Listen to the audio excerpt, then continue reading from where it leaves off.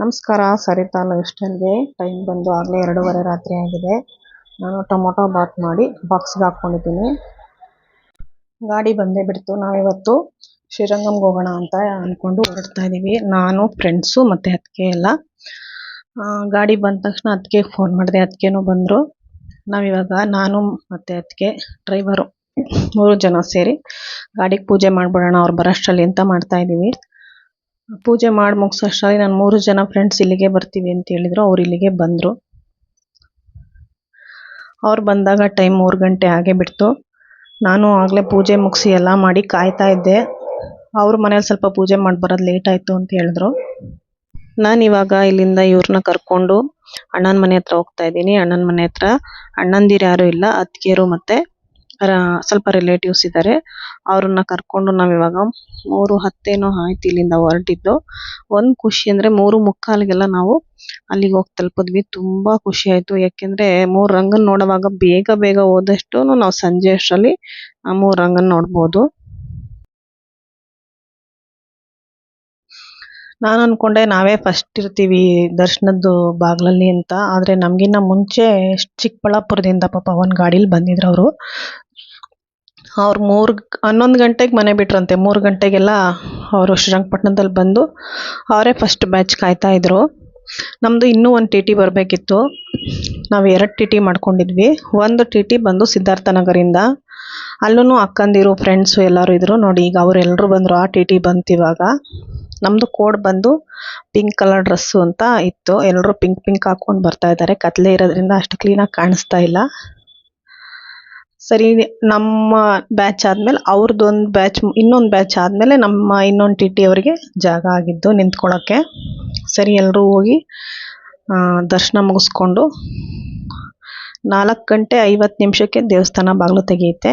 Rush ಇಲ್ದಿರಲಿಲ್ಲ, ಮುಂದೆನೇ ಇದ್ದಿದ್ದರಿಂದ ಬೇಗ ಹೋಗಿ ದರ್ಶನ ಮಾಡಿಕೊಂಡು 5:15ಗೆಲ್ಲ ಆಚೆ ಬಂದ್ವಿ ನಾವು. ಇವಾಗ ಅವ್ರವ್ರ ಟಿ ಟಿಗೆ ಅವ್ರವ್ರು ಹೋಗಿ ಮಧ್ಯರಂಗಕ್ಕೆ ಹೊರಡೋಣ ಅಂತ ಹೊರಡ್ತಾ ಇದ್ದೀವಿ. ಬೆಳಗ್ಗೆ ಹೊತ್ತು ನೋಡಿ ಎಷ್ಟು ಹಿಮ ಬೀಳ್ತಾ ಇದೆ, ತಣ್ಣಗೆ ಗಾಳಿ. ಇಲ್ಲೂ ಬಂದ ತಕ್ಷಣ ನಮಗೇನು ರಶ್ ಇರಲಿಲ್ಲ. ಎಲ್ಲರೂ ಒಂದು ಅರ್ಧ ಮಾರು ತುಳಸಿ ತೊಗೊಂಡೋಗಿ ಮಧ್ಯರಂಗನ ದರ್ಶನ ಮಾಡಿದ್ವಿ. ತುಂಬ ಚೆನ್ನಾಗಿ 2ನೇ ರಂಗಂದು ದರ್ಶನ ಆಗಿದ್ದು ಖುಷಿ ಆಯಿತು. ನಮ್ಮ ದೊಡ್ಡದಕ್ಕೆ ಕಾಫಿ ಮಾಡ್ಕೊಂಡು ತಂದಿದ್ರು ಫ್ಲಾಸ್ಕಲ್ಲಿ. ಟಿ ಟಿ ಹತ್ತಕ್ಕೂ ಮುಂಚೆ ಎಲ್ಲರೂ ಬಿಸಿ ಕಾಫಿ ಕುಡಿದ್ವಿ. ತುಂಬ ಚೆನ್ನಾಗಿತ್ತು ಅದಕ್ಕೆ ಕಾಫಿ. ಇವಾಗ ನಾವು ಬೇಗನೆ ಮಧ್ಯರಂಗದ ದರ್ಶನ ಆಗಿದ್ದರಿಂದ ಒಂದಷ್ಟು ದೂರ ದೇವ್ರದ್ದು ಭಜನೆ ಮಾಡಿದ್ವಿ, ಡ್ಯಾನ್ಸ್ಗಳು ಮಾಡ್ಕೊಂಡ್ವಿ. ಗಾಡಿಗೆ ಡೀಸೆಲ್ ಹಾಕ್ಸ್ಬೇಕು ಅಂತ ಹೇಳಿ ಒಂದು ಪೆಟ್ರೋಲ್ ಬ್ಯಾಂಕ್ ಹತ್ರ ಗಾಡಿನ ಪಾರ್ಕ್ ಮಾಡಿದ್ರು. ಅದೇ ಟೈಮಲ್ಲಿ ನಾವು ಒಂದು 15 ನಿಮಿಷ ಆಗುತ್ತೆ ಅಂತ ಹೇಳಿದ್ರಲ್ಲ, ಸರಿ ಕೂತ್ಕೊಂಡು ಆರಾಮಾಗಿ ತಿಂಡಿ ತಿನ್ಕೊಬಿಡೋಣ ಅಂಥೇಳಿ ಎಲ್ಲರೂ ಮನೆಯಿಂದ ಚಿತ್ರಾನ್ನ ಮತ್ತು ತರಕಾರಿ ಬಾತು, ಚಪಾತಿ ಎಲ್ಲನೂ ಫ್ರೆಂಡ್ಸ್ಗಳು ಮಾಡ್ಕೊಂಡು ಬಂದಿದ್ರು. ಅದನ್ನೆಲ್ಲ ತಿಂದು ಹೊರಟ್ವಿ. ನೋಡಿ, ಇದು ಬಂದು ನಮ್ಮ ಶ್ರೀರಂಗಂ ಸೇತುವೆ. ಈ ಸೇತುವೆ ಸಿಕ್ಕಿದ್ರೆ ನಮ್ಮ ಶ್ರೀರಂಗಂ ಸಿಕ್ತು ಅನ್ನೋದು ಒಂದು ಧೈರ್ಯ, ಬೇಗ ಬಂದು ರೀಚ್ ಆಗಿದ್ದೀವಿ ಅಂತ. ನಾನು ಹೇಳಿದೆ ಡ್ರೈವರ್ಗೆ, ಅದು ಸಿಕ್ಕಿದ ತಕ್ಷಣ, ಸರ್ ನೀವು ಪಾರ್ಕಿಂಗಿಗೆ ತೊಗೊಂಡೋಗಿ ಪಾರ್ಕ್ ಮಾಡಬೇಡಿ ಗಾಡಿನ, ನಾವೇನು ನಿಮ್ಗೆ ಲೇಟ್ ಮಾಡಲ್ಲ, ನೀವು ಪಾರ್ಕ್ ಮಾಡಬೇಡಿ, ದೇವಸ್ಥಾನದ ಹತ್ರ ಒಂದು 5 ನಿಮಿಷ ಸ್ಲೋ ಮಾಡಿ ನಾವೆಲ್ಲ ಇಳ್ಕೊಂಬಿಡ್ತೀವಿ, ನೀವು ಆಮೇಲೆ ತೊಗೊಂಡೋಗಿ ಗಾಡಿನ ಪಾರ್ಕಿಂಗಲ್ಲಿ ಇಟ್ಟಿರಿ, ನಾವು ಬರ್ತೀವಿ ಅಂತ ಹೇಳಿದೆ. ಹಂಗೆ ಪಾಪ ಅವ್ರು ಸ್ಲೋ ಮಾಡಿ ನಿಲ್ಸಿದ ತಕ್ಷಣ ನಾವು ಇಳ್ಕೊಂಡ್ವಿ. ದೇವಸ್ಥಾನದಿಂದ ಅಲ್ಲಿಗೆ ಒಂದು 10 ನಿಮಿಷನೂ ಇಲ್ಲ, ವಾಕ್ ಮಾಡ್ಕೊಂಡು ಹೊಟ್ಟೋಗ್ಬೋದು. ನಾವು 4 ಗಂಟೆ 4:15ಗೆಲ್ಲ ಒಳಗಡೆ ಹೋದ್ವಿ. ಆದರೆ ನಮಗೆ ದರ್ಶನ ಆಗಿದ್ದು ಬಂದು 5:45 6 ಗಂಟೆ ಆಯಿತು. ಯಾಕೆಂದರೆ ನೋಡಿ, ಇದು ಧರ್ಮ ದರ್ಶನಕ್ಕೆ ನಿಂತಿದ್ದಾರೆ. ನಾವು ಅಲ್ಲೂ ಕೂಡ 100 ರೂಪಾಯಿ ಟಿಕೆಟ್ ತೊಗೊಂಡಿದ್ದಕ್ಕೆ ಸ್ವಲ್ಪ ಬೇಗ ಒಳಗಡೆ ಹೋದ್ವಿ. 6 ಗಂಟೆ 6:15ಗೆಲ್ಲ ದರ್ಶನ ಮುಗಿಸ್ಕೊಂಡು ಆಚೆ ಬಂದ್ವಿ. ಇಲ್ಲಿರೋದು ಏನಂದರೆ 3 ರಂಗನ ನೋಡಿದಾಗ ಬೆಳಗ್ಗೆ ಸೂರ್ಯ ಉದಯ ಆಗಷ್ಟರಲ್ಲಿ ಶ್ರೀರಂಗಪಟ್ಟಣದಲ್ಲಿ ನೋಡಿ ಮುಳುಗೋಷ್ಟರಲ್ಲಿ ಶ್ರೀರಂಗಮಲ್ಲಿ ದರ್ಶನ ಮುಗಿಸಿದ್ರೆ ತುಂಬ ಒಳ್ಳೆಯದು ಅಂತಾರೆ. ಇದಾದಮೇಲೆ ಚಿನ್ನದ ಹಲ್ಲಿ ಇದೆ, ಅದನ್ನು ನೋಡಿ ನಾವು ಇವಾಗ ಸಮಯಾಪುರದಮ್ಮ ಅಂತ ಇದೆ, ಅಲ್ಲಿಗೆ ಹೋಗೋಣ ಅಂತ. ಶ್ರೀರಂಗಮಲ್ಲಿ ಪೊಂಗಲ್ ಮಾರ್ತಾ ಇರ್ತಾರೆ. ಅದನ್ನು ಅದಕ್ಕೆ ಒಂದಿಬ್ಬರು ತೊಗೊಂಡ್ವಿ ಅಷ್ಟೇ. ಯಾಕೆಂದರೆ ಎಲ್ಲರೂ ಊಟ ತಿಂಡಿ ಹೊಟ್ಟೆ ತುಂಬಿತ್ತು. ಕಾಫಿ ಅಥವಾ ಜ್ಯೂಸ್ ಏನಾರು ಬೇಕು ಅನಿಸ್ತಿತ್ತು. ಒಂದೇ ಒಂದು ತಗೊಂಡು ಪ್ರಸಾದ ಎಲ್ಲರೂ ಶೇರ್ ಮಾಡಿಕೊಂಡು ಆಚೆ ಬಂದ್ವಿ. ನನ್ನ ಫ್ರೆಂಡ್ಸು ಕಾಫಿಗೆ ಹೋದರು. ನಾವು ಸ್ವಲ್ಪ ಫ್ರೆಶ್ ಆಗಿರೋ ಫ್ರೂಟ್ಸಲ್ಲಿ ಜ್ಯೂಸ್ ಮಾಡಿಸ್ಕೊಂಡು ಕುಡಿತಾ ಇದ್ದೀವಿ. ಇದನ್ನು ಮುಗಿಸ್ಕೊಂಡು ನಾವೀಗ ಸಮಯಾಪುರದಮ್ಮಕ್ಕೆ ಹೋಗೋಣ ಅಂತ. ಇಲ್ಲಿಂದ 10 ಕಿಲೋಮೀಟ್ರ್ ಇದೆಯಂತೆ. ಹಾಗಾಗಿ ಆ ದೇವಿ ದರ್ಶನ ಮಾಡ್ಕೊಂಬಿಡೋಣ ಅಂತ ಡ್ರೈವರ್ಗೆ ಹೇಳಿದ್ವಿ. ಅವ್ರು ಸರಿ ಅಂತ ಹೇಳಿ ಪಾಪ ಕರ್ಕೊಂಡೋದ್ರು. ಅಲ್ಲಿ 9 ಗಂಟೆಗೆ ಕ್ಲೋಸ್ ಅಂತ ಹೇಳ್ತಾ ಇದ್ರು. ಸರಿ ನಾವು ಧರ್ಮದರ್ಶನದ ಕ್ಯೂಗೆ ಹೋದರೆ ನಮಗೆ ದೇವ್ರ ದರ್ಶನ ಆಗಲ್ಲ ಅಂಥೇಳಿ ನಾವು 100 ರುಪೀಸ್ ಕ್ಯೂ ಅಲ್ಲಿ ಹೋಗೋಣ ಅಂದ್ಕೊಂಡು ಟಿಕೆಟ್ ತೊಗೊಂಬರಕ್ಕೆ ಹೋಗಿದ್ದಾರೆ. ಇದೇ ನೋಡಿ ಸಮಯಾಪುರದ ಅಮ್ಮನ ಟೆಂಪಲ್ಲು. ಸರಿ ಒಬ್ರ ಹತ್ರ ಎಲ್ಲ ಅಮೌಂಟ್ ಕೊಟ್ಟರೆ ಅವ್ರು ಟಿಕೆಟ್ ತೊಗೊಳ್ತಾಯಿದ್ರು.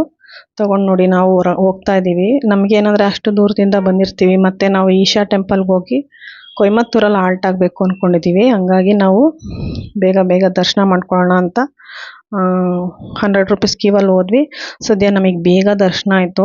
ನಾವೆಲ್ಲಿ ಕ್ಲೋಸ್ ಆಗಿಬಿಡುತ್ತೋ. ನಾವು ಯಾವುದೇ ದೇವಸ್ಥಾನಕ್ಕೆ ದೂರದಿಂದ ಹೋದಾಗ ದರ್ಶನ ಆಗಲಿಲ್ಲ ಅಂದರೆ ಬೇಜಾರಾಗ್ಬಿಡುತ್ತೆ. ಸದ್ಯ ಎಲ್ರಿಗೂ ದರ್ಶನ ಮುಗಿಸ್ಕೊಂಡು ಕೊಯಮತ್ತೂರಲ್ಲಿ ರೂಮ್ ಮಾಡಿದ್ವಿ. ಆಗಿ ಬೆಳಗ್ಗೆ ಎದ್ದು ನೋಡಿ ಎಲ್ಲರೂ ಫ್ರೆಶ್ ಅಪ್ ಆಗಿ ಕಾಫಿಗೆ ಹೋಗ್ತಾ ಇದ್ದೀವಿ. ನಾನು ನನ್ನ ಫ್ರೆಂಡ್ಸ್ನ ಕಾಫಿ ಕರಿಯಕ್ಕೆ ಹೋದೆ. ಅವ್ರು 3 ಜನ ಇನ್ನೂ ರೆಡಿ ಆಗಿರಲಿಲ್ಲ. ಸರಿ ನಾನು ಕಾಫಿ ಕುಡಿತಾ ಇರ್ತೀನಿ, ಬನ್ನಿ ನೀವು ನನ್ನ ಫ್ರೆಂಡ್ಸ್ ಜೊತೆ ಅಂತ ಹೇಳಿ ಹೋದೆ. ಸರಿ ಇಲ್ಲಿ ಕಾಫಿ ಎಲ್ಲ ಕುಡಿದ್ವಿ. ಅದಾದಮೇಲೆ ತಿಂಡಿ ಕೆಲವರು ಈಶಾ ಟೆಂಪಲ್ಗೆ ಹೋಗೋಣ, ಇಲ್ಲಿಂದ 30 ಕಿಲೋಮೀಟ್ರ್ ಅಷ್ಟೇ ನಾವು ದೂರದಲ್ಲಿ ರೂಮ್ ಮಾಡಿದ್ದು. ಅಲ್ಲೂ ಪೊಂಗಲ್ ಎಲ್ಲ ಚೆನ್ನಾಗಿ ಸಿಗುತ್ತೆ ಅಂತ ಕೆಲವ್ರು ಹೇಳ್ತಾಯಿದ್ರು. ಕೆಲವರು ತಿಂಡಿ ಕ್ಲೋಸ್ ಆಗಿದ್ರೆ ಮತ್ತು ಹೊಟ್ಟೆ ಹಚ್ಕೊಂಡಿದ್ರೆ ಗ್ಯಾಸ್ಟ್ರಿಕ್ ಆಗುತ್ತೆ ಅಂಥೇಳಿ ಕೆಲವು ಇಲ್ಲೇ ತಿಂಡಿ ತಿನ್ಕೊಳ್ಳೋಣ ಅಂಥೇಳಿ ಇಲ್ಲೇ ಹೋಟೆಲ್ಗೆ ಹೋದ್ವಿ. ಅವರು ಅಷ್ಟೇ ಅವ್ರವ್ರದ್ದೇ ಅಮೌಂಟಲ್ಲಿ ಇಡ್ಲಿ, ದೋಸೆ, ವಡೆ ಏನು ಬೇಕು ಅದನ್ನು ಅವರೆಲ್ಲ ಖುಷಿಯಾಗಿ ತೊಗೊಂಡ್ರು. ಕೆಲವರು ಕಾಫಿ ಕೊಡಿಸೋರು ಇಲ್ಲಿ ಕಾಫಿ ಕೊಡಿಸ್ಕೊಂಡ್ರು ಫ್ರೆಂಡ್ಸ್ಗೆ. ಇದನ್ನೆಲ್ಲ ಮುಗಿಸ್ಕೊಂಡು ನಾವಿವಾಗ ಈಶಾ ಟೆಂಪಲ್ಗೆ ಹೋಗ್ತಾ ಇದ್ದೀವಿ. ನಾನು ಹೋಗ್ತಿರೋದು ಇದೇ ಫಸ್ಟ್ ಟೈಮ್ ಕೊಯಮತ್ತೂರಲ್ಲಿರೋ ಈಶಾ ಟೆಂಪಲ್ನ ನೋಡೇ ಇರಲಿಲ್ಲ. ನಾವು ಹೋದ ವರ್ಷ ಶ್ರೀರಂಗಮ್ಗೆ ಹೋದಾಗಲೂ ನನ್ನ ಫ್ರೆಂಡ್ಸ್ನ ಕೇಳಿದ್ದೆ ಈಶಾ ಟೆಂಪಲ್ಗೆ ಒಂದ್ಸಲ ಹೇಳ್ಬಿಡಿ ಹೋಗೋಣ ಹಂಗೇನೆ ಅಂತ. ಹೋದ ವರ್ಷ ಆಗಿರಲಿಲ್ಲ, ಹಂಗಾಗಿ ಈ ವರ್ಷ ಹೋದ್ವಿ. ಚೆನ್ನಾಗಿದೆ, ಒಂದು ಸಲ ನೋಡಬೇಕದೆಲ್ಲ. ದರ್ಶನ ಮುಗಿಸ್ಕೊಂಡು ಅಲ್ಲಿ 20 ರೂಪಾಯಿ ಕೊಟ್ಟರೆ ಒಂದು ತೀರ್ಥ ಕೊಡ್ತಾರೆ. ಅದನ್ನು ಅಲ್ಲಿ ಈಶಾ ಟೆಂಪಲ್ ಮುಂದೆ ಒಂದು ಪುಟ್ಟ ಗುಡಿ ಒಳಗಡೆ ಸುಬ್ರಹ್ಮಣ್ಯ ಸ್ವಾಮಿದು ವಿಗ್ರಹ ಇಟ್ಕೊಂಡಿದ್ದಾರೆ. ಅಲ್ಲಿಗೆ ನಾವು ನಮ್ಮ ಕೈಯಿಂದ ಅಭಿಷೇಕ ಮಾಡ್ಬೋದು. ಅದೊಂದು ಖುಷಿ ಆಯಿತು. ನೀವು ಯಾರು ಹೋದಾಗ ಅದನ್ನು ಮಾಡಿ. ಇನ್ನು ಒಳಗಡೆ ಭೀಮೇಶ್ವರ ಟೆಂಪಲ್ಲು ಮತ್ತು ಯೋಗ ಧ್ಯಾನ ಕೇಂದ್ರ ಎಲ್ಲ ಇದೆ.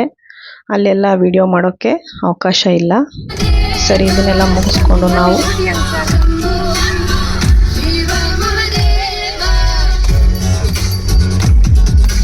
ಎಲ್ಲ ಒಂದ್ಸಲ ಕ್ಲಾಪ್, ಒಂದ್ಸಲ ಒಂದೇ ಸೌಂಡ್ ಬರ್ಬೇಕು.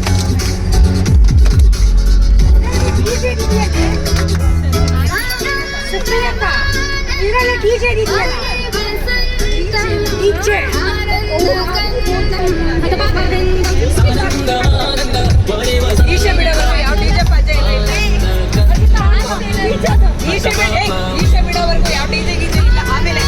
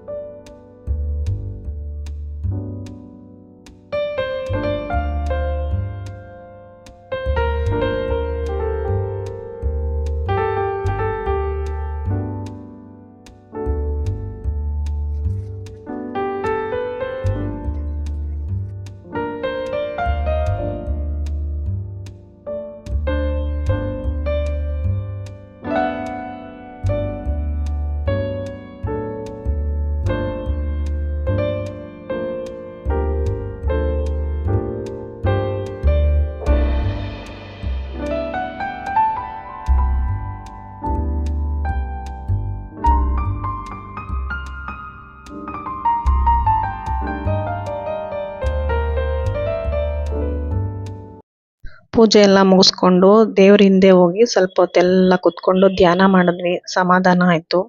ಅದೆಲ್ಲ ಆದಮೇಲೆ ಫ್ರೆಂಡ್ಸ್ಗಳು ಮೆಮೊರಿಯಾಗಿ ಉಳ್ಕೊಳ್ಳಿ ಅಂತ ಒಂದು ರೀಲ್ಸ್ ಮಾಡೋಣ ಅಂಥೇಳಿ ಒಂದು ರೀಲ್ಸ್ ಮಾಡ್ಕೊಂಡ್ವಿ. ಅದು ತುಂಬ ಚೆನ್ನಾಗಿ ಬಂತು, ತುಂಬ ಖುಷಿ ಆಯಿತು. ಅದನ್ನು ಮುಗಿಸ್ಕೊಂಡು ನಾವಿವಾಗ ಹೋಗೋಣ ಅಂಥೇಳಿ ಹೊರಡ್ತಾ ಇದ್ದೀವಿ ಇಲ್ಲಿಂದ, ಈಶಾ ಟೆಂಪಲಿಂದ. ಇಲ್ಲಿಂದ ಹೊರಡುವಾಗ ನಾವು ಕೊಯಮತ್ತೂರಲ್ಲಿ ಊಟ ಮಾಡೋಣ ಅಂತ ಅಂದ್ಕೊಂಡಿದ್ದೀವಿ. ಊಟ ಬಂದು ನಮ್ಮ ಅನ್ನಪೂರ್ಣ ಹೋಟೆಲ್ ಅಂತ ಇದೆ, ಅಲ್ಲಿ ಕರ್ಕೊಂಡು ಹೋಗ್ತೀನಿ ಅಂತ ಹೇಳಿದ್ರು ಡ್ರೈವರು. ಸರಿ ಅಂತ ಹೋದ್ವಿ. ಇಲ್ಲಿ ಬಾಳೆ ಎಲೆ ಊಟ ಫುಲ್ ಮೀಲ್ಸ್ ಕೊಡ್ತಾರೆ.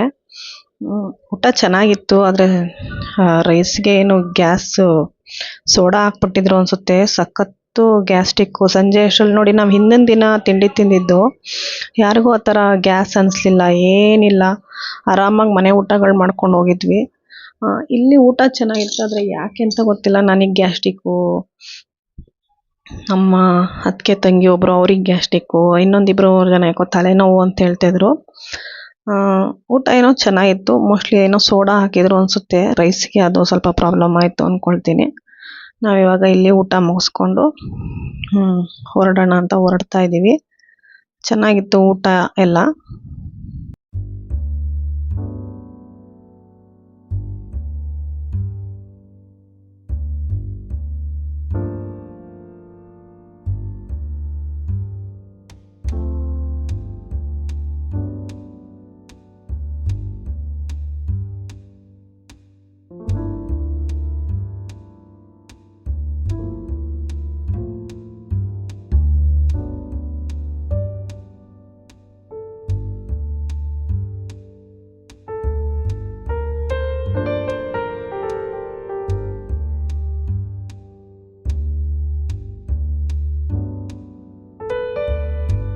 ನಾವಿಲ್ಲಿಂದ ಇವಾಗ ಮಹದೇಶ್ವರ ದೇವಸ್ಥಾನಕ್ಕೆ ಹೋದ್ವಿ.